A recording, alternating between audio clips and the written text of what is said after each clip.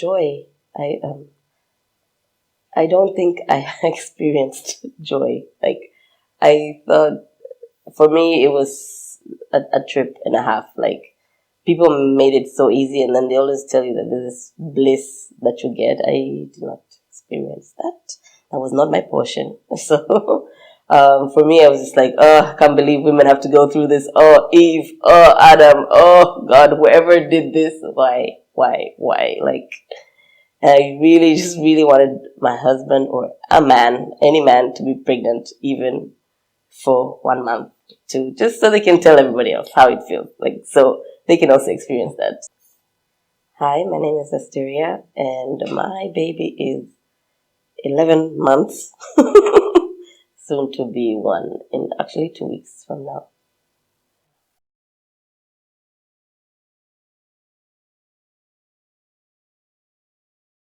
Okay. I first found out I was pregnant when I was at the office. I was looking at my period calendar, which should always be on time. So my feeling at the time was surprised. But I'm also I like to keep dates. So when I didn't miss, it was extremely early. It was 7 days. I already knew. So it was a quick surprise. Like when I was expecting the periods. You know, when they're late, then you're like, this was perfect. It's here. Wow. So surprised.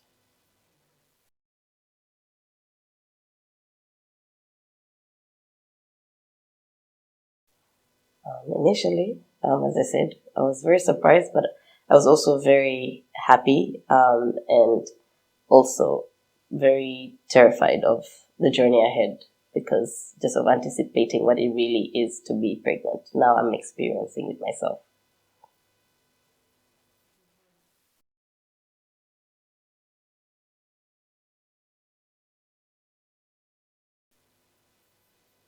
Um, Immediately on text message. Did not even wait for the day to end. Yeah, so my friends, because the ones that are abroad, obviously, again, I had to call them, but I have friends at the office as well, so they were there with me, practically holding the stick. So they immediately knew. And then my husband and my sisters and my mom, like, were the next people I told. And yeah, I just called them up and texted them because I didn't want to shout it at work. Yeah,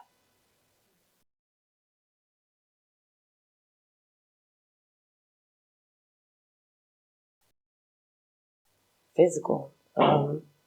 Physical, mm, not nothing. I really pretty much I felt like in for the at least the first 6 months, like I stayed the same, other than your stomach growing.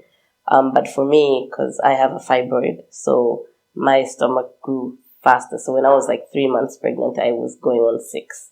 So for me, people could immediately know I was pregnant. But so I think that would be the physical, just be my belly, but everything else was still the same. I have a side question for my own understanding. So what does that mean having a fibroid and this is the Ah. yeah. So a fibroid is basically like a non-cancerous tumor that's usually in your uterus. So it can be inside your uterus or outside your uterus. Mine is because I still have it is located outside on the outside side of my uterus. And usually when you're pregnant, that's when it also grows with your hormones. When you're producing all things that the baby needs, this is exactly what the fibroid needs. So most of the times they grow and hand in tangent and at the same time. But I've had fibroids for maybe it was like 5 years old before that, and they never really bothered me. And during my pregnancy, I that's when they really like started bothering me. So I had to also fight the physical battle with my own body internally. So I had a very rough pregnancy. I was on bed rest for 7 months of my pregnancy. So, and not bed rest though. Fortunately, I wasn't locked on the bed. Bed rest is in like I was home. So the first 3 months, I started working from home. I think I'm going on a tantrum.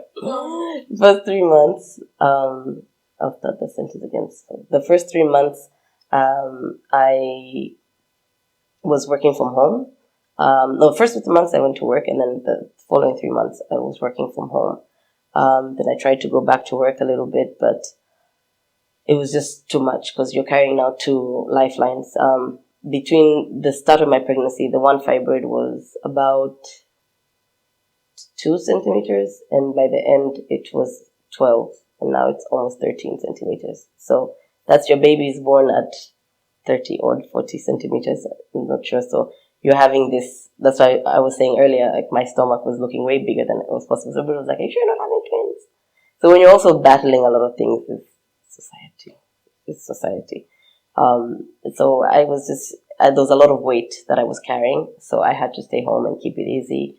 But those, as a person with a very busy body, all over the show, it was the stillest I've ever been my whole life. So for me, pregnancy just brought me to a halt, which for the first time I had to stay still because I had to care for someone else. Or something else. Before I was like, whatever, I can handle it. My body can do it. So that was my fibroid experience. That was not what you asked me. I don't know, that is exactly what I asked you. Oh, in detail. The reason I'm saying that is because when, I think this year or last year, I don't know if I told you this, I also found that I had a fibroid. It's also like outside my uterus. So they told me like it's okay, it's not an issue, it's outside your uterus. Yeah. But I didn't know that when you're pregnant, it feeds off of, like, that is crazy. So you want? I'm gonna give you the full story. I don't think it's about the fibroid, but tell you about that post pregnancy because. Why? Okay, you're gonna ask me the same question. People ask me why didn't they take the baby out, the fibroid, when they took the baby out? I did not plan for C-section.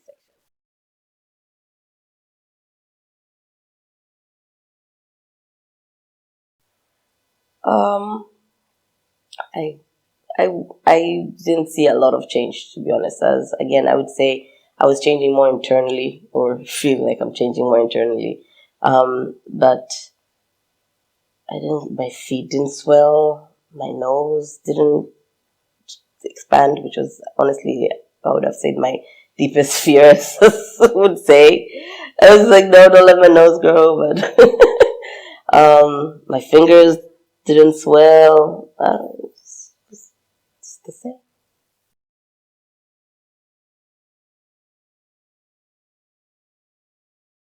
My fibroid was my biggest complication during my pregnancy, and it's still my complication postpartum. But I had to really take it easy because I was basically trying to keep together two lifelines, trying to balance, make sure that my baby gets as much as the nutrients as, and also try and fight off the fibroid. So again, it was a physical challenge that meant that I would stay home, and I had constant doctor's visits. I was at the doctor once a week. I went through, because of my fibroids, I went through injections. I'll take weekly injections, just to make sure that I could feed in the estrogen that was being taken. So that was it. So there was a lot of medical procedure that came with this baby, but I got to know a lot of the doctors and the nurses.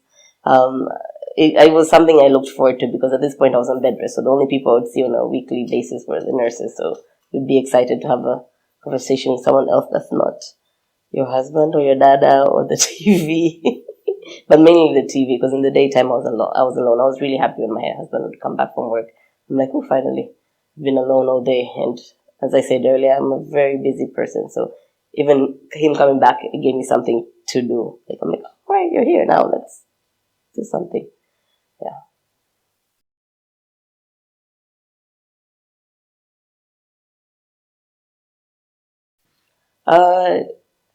I don't think pregnancy affected my mental health in a negative way, I would say. I think it's because I really I've always wanted to be a mother. So I was looking forward to something. I think more than anything, the challenge that I had was trying to not go into the negative feeling like something could go wrong because of my fibroids or my complications. I'm just trying to keep it positive and know that I'm going to do it, and I'm on this journey and I'll make it till the end. Yeah.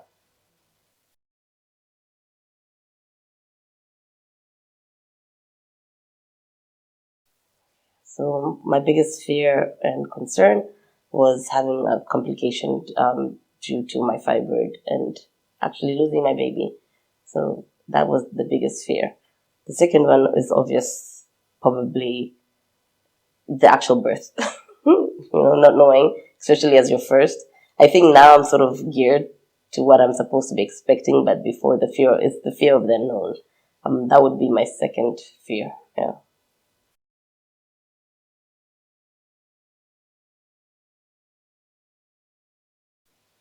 Hmm? Um, joy. I um, I don't think I experienced joy. Like I thought, for me, it was a trip and a half. Like people made it so easy, and then they always tell you that there's this bliss that you get. I did not experience that. That was not my portion. So. For me, I was just like, oh, I can't believe women have to go through this. Oh, Eve. Oh, Adam. Oh, God, whoever did this. Why? Like, I really just really wanted my husband or a man, any man, to be pregnant even for 1 month to just so they can tell everybody else how it feels. Like so they can also experience that. So I don't think I don't know if I'm not being so pessimistic, I guess the fact that I could see myself expanding and the expansion meant that I was keeping alive. So there was joy in that, but it was the ghetto.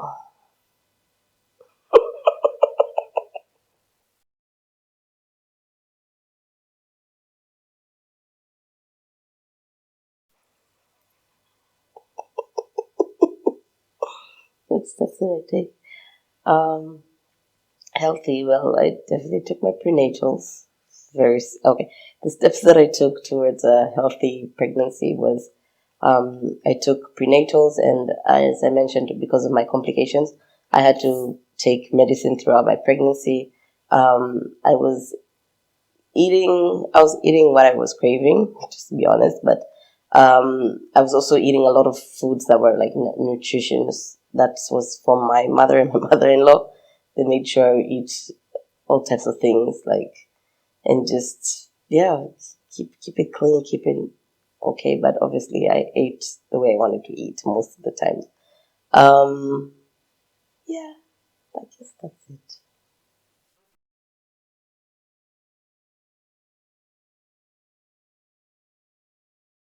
No, my diet, my exercise routine did not change. I think when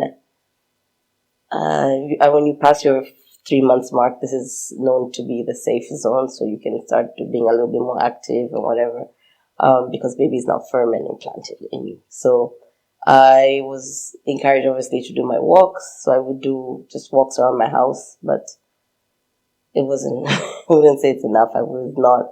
I tried the videos for like maybe like a week, and I was like, eh, and I wasn't really gaining that much. So I don't know. I just felt like I guess my athletic self helped me through my pregnancy. If all the gym, like I don't not gym, sports I did as a child. This is when they came and paid through.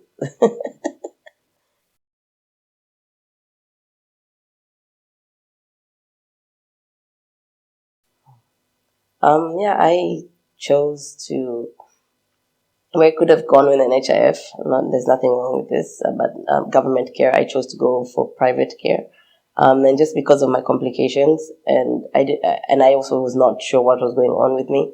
I chose to go with a private clinic, and I chose a gynecologist that had supported me a year before my pregnancy. She was just part of my journey.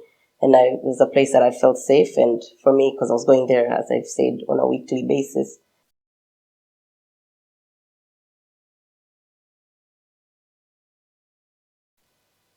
so how pregnancy impacted me with my husband. he was really there for me. He was really supportive. He never missed a clinic. He was the one asking all the questions. He had more questions than me. The ultrasound lady always used to just laugh. Hey, with you, we need an extra session, like an extra 1 hour, because he would ask all the questions. So, um, he was pretty much very supportive.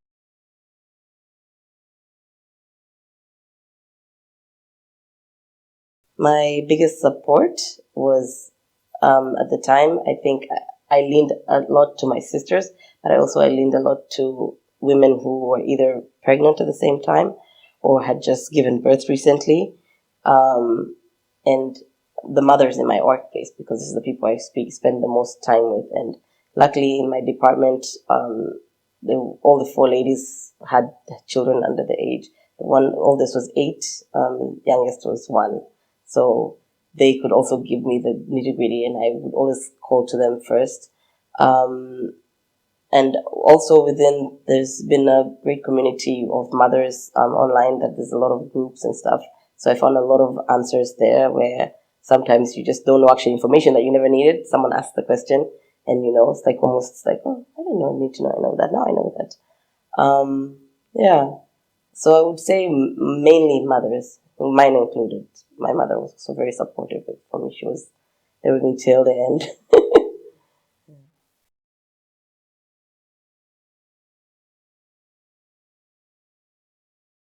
How I prepared for the arrival of my baby, my people prepared for the arrival of my baby. My people came through, like, again, all the women I've mentioned before, my mom, my sisters, my sisters at work, my sister's friends. I I spent very little, honestly, on the arrival of my baby. My community came through, like, everything till now. Like, I think I bought him like 3 outfits, and he has a wardrobe full. Like, his mother, he has a village of mothers, and for me, I saw that during my pregnancy throughout, like, from being in bed rest, people bringing me food, people checking up on me, like, and the mothers that I'm still with and are still here to answer, and any beck and call for Amari, they'll be there. Yeah.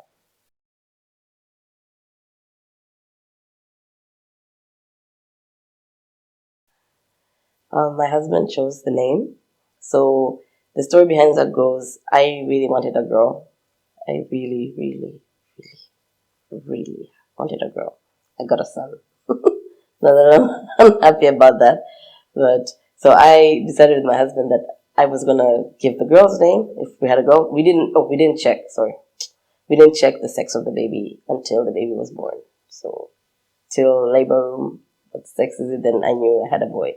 So I was in charge of girl name and he was in charge of boy name, just to be sure. Because obviously, I'm assuming he said he didn't care what gender, but I know he wanted a boy deep down.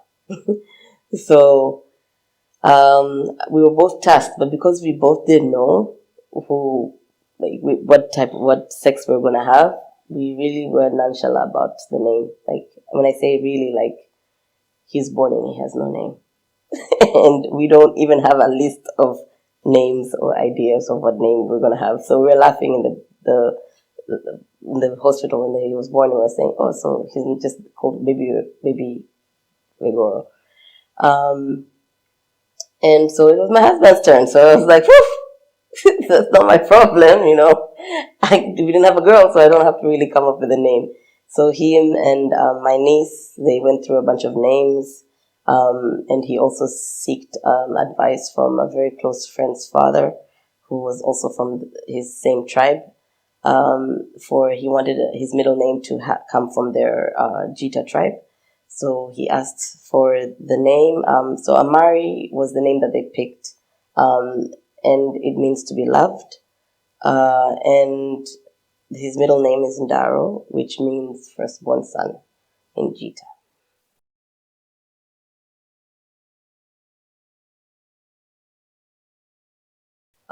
So the birth plan that I had was, I really wanted to try and have a natural birth.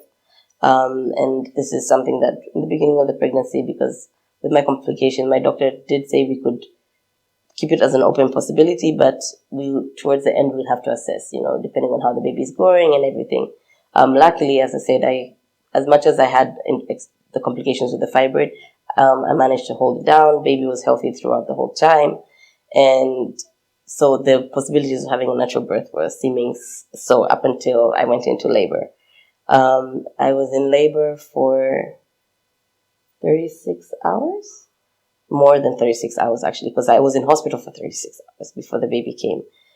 Started feeling my contractions at around 10 p.m. On a Tuesday night. Tuesday evening, went to sleep, just thought it was just the fibroids acting up because it was 10 days before my due date. And they say a due date is plus or minus 14 days. Yeah, plus or minus 14 days. So I was like, okay, it's just a hiccup. Let me go sleep. And by midnight, I was like, no, this is like bad. But I'm trying to sleep. Nothing's happening. So I've persevered. Also, I'm also stubborn. Like, I should have gone to hospital. But I was like, no, sorry, this is going to pass in the morning. And morning came at 6 a.m. and I was like, babe, get the bag. Get the bag. It's 6. We cannot wait till, I was going to wait till 8 to go see my doctor, like a normal. Here's my bag. Just want to check. And I was like, no, let's go to the hospital. So got to the hospital and then the nurse was like, okay, we'll check you in for labor. We have to check if your way is open. Your canal is open. I was like, okay, let's do this. That was not a pleasant experience. For the sake of keeping it PG-13, like, that was the beginning. And then they were like, yeah, you're so you're in active labor. At that time I was 2 centimeters dilated, and that's at 6 a.m. in the morning. And I ended up giving birth the following day at 6 p.m. in the evening. So my contractions they were actually not as painful because it was just early stages, but my I wasn't dilating. So I wasn't dilating to the speed that I needed to.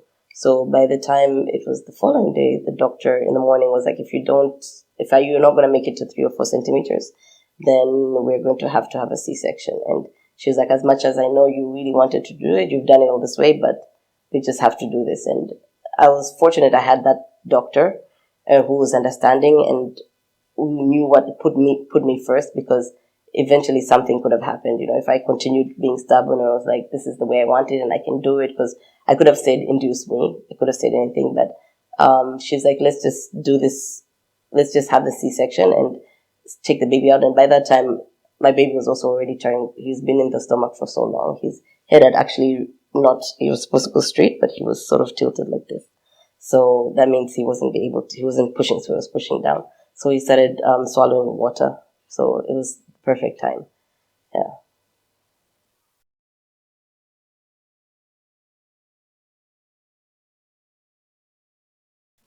What surprised me the most about pregnancy was the amount of sleep that you do not get and how uncomfortable you are. Like, I still miss sleeping. I don't think I've slept properly since I found out I was pregnant. So I'm rolling on almost 18 months of, 18, 19, 20 months of, I need a sleep. Like, the day I get the sleep that I need, I don't know what type of sleep that will be like. 3 days, I just don't need to be disturbed. And I think that's when maybe my baby's gonna be old enough. I'm just waiting. Maybe even she was 1 in 2 weeks. Yeah. So the lack of sleep.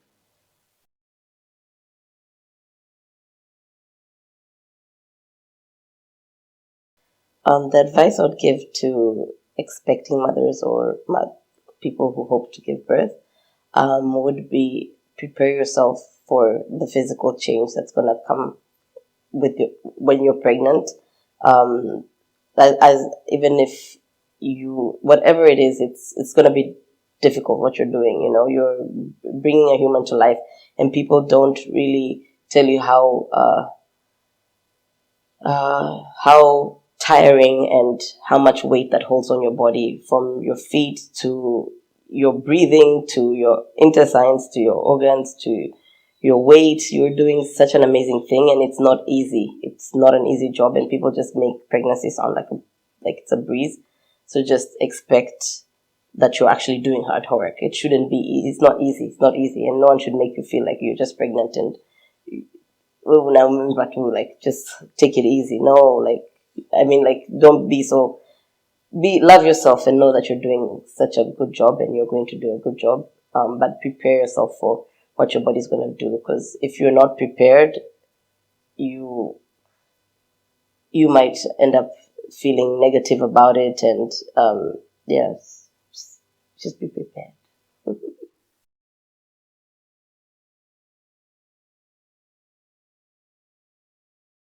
How my life has changed. I now have like a permanent handbag.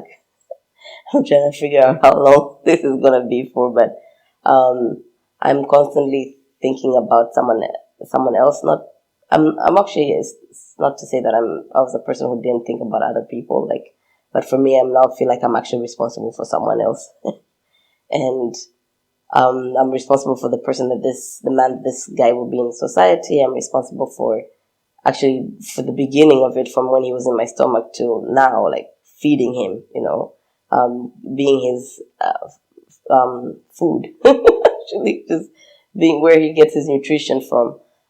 So that is something that I didn't ever have the responsibility for before, and yeah, it's interesting, but it's also fun because he's a funny guy. So I'm having a good time having a permanent sidekick, and I don't know how long that's gonna last for. So I'm enjoying this at the current moment. And he's too big to be like, "Mom, I'm bored. I don't want to go with you." I'll miss this time.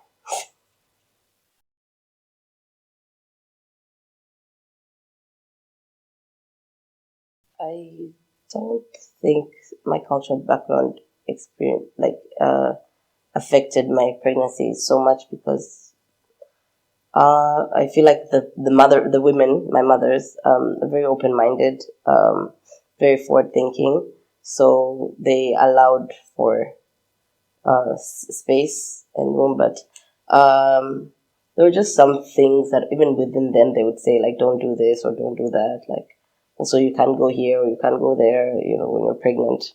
But I think that's more like wondering, so you don't the evil spirit does not get you. You know what I mean? But I don't know. I didn't think that my culture affected it a lot, because also maybe because I was at home most of the time, so I controlled my surroundings. In this box, I was bounded by the house, so I didn't think I had room. The culture didn't have room to really affect. It was me who decided what we were doing, and my mom and my mother-in-law. Yeah.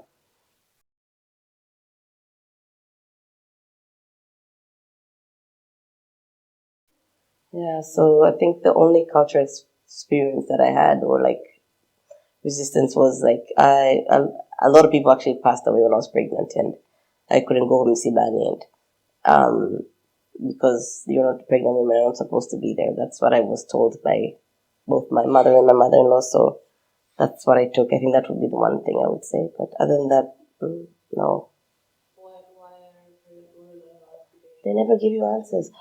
They never give you answers. Oh, another one that I heard was don't, when you buy your baby's clothes, like you wash stuff that you get before. Don't hang them outside because the neighbors are not supposed to see that someone is expecting. That was something I was told once. I don't have the answer. I would ask them why it's just a folk tale. No one has the answers. But we're just doing it.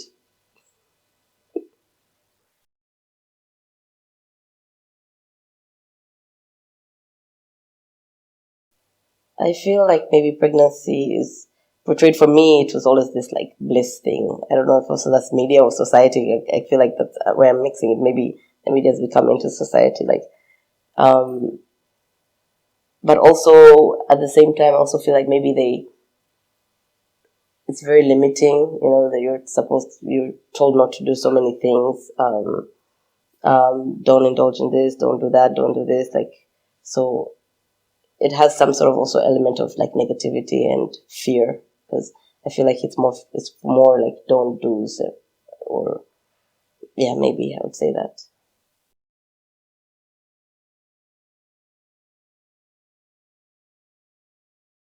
I think I mentioned this earlier, but for me, the thing that I really want to share about my pregnancy journey was the power of sisterhood and motherhood, and how I didn't know really like how people really are there for you and are excited generally for you bringing a life into this world, especially your closest people. That for them, you're actually bringing them a new person, and that person is part of you, and they're very excited about that. And just let people be there for you. There was a lot of stigma. A lot of people would say, "Don't tell people you're pregnant." Like, I forgot to mention that earlier. Like, people shouldn't know you're pregnant because you don't know who's wishing you unwell. But for me, I don't know, maybe because I know a lot of people that I are close to me, I felt like everybody was rooting for me. I didn't share my pregnancy journey online, obviously, but just with the people around me, I did not feel like I needed to hide or not tell somebody that it was something that I just knew people would be there, and once they knew, they were constantly checking up. Um, yeah, so I just felt a lot of love, and that's it's funny because Amari's name means to be loved. So there was a lot of love from, especially fellow women. Yeah, and also men. Men also very kinder to pregnant women. If you never know, like if you notice when it's your time. But I noticed that like men are a lot more kinder and understanding to pregnant women because they're like, yo, you're bringing in a life, and they don't know. But most of the times, other than when you're at the bank and people don't, or when you're in the bus and people don't get up, like those little assholes. But for most part, the men around me as well were very. They treated me like an egg.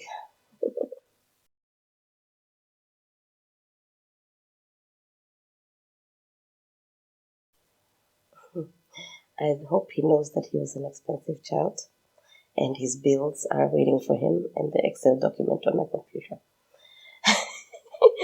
But also, I want him to know that bringing him to this world was the most aware I've ever been, and I still am.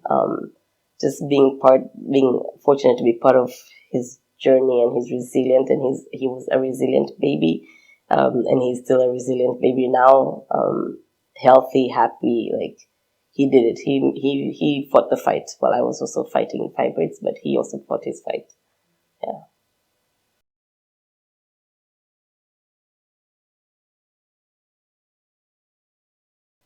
This experience has changed my view of motherhood and parenting to just understand, like it's helped me really understand the sacrifice that mothers and parents make in general. Like it's a lot of time that you're giving somebody for a very long time, like up until they're 18 or 16. Just the thought of that, and I didn't know I would have someone depend on me for that long. But it's not easy, so I salute them.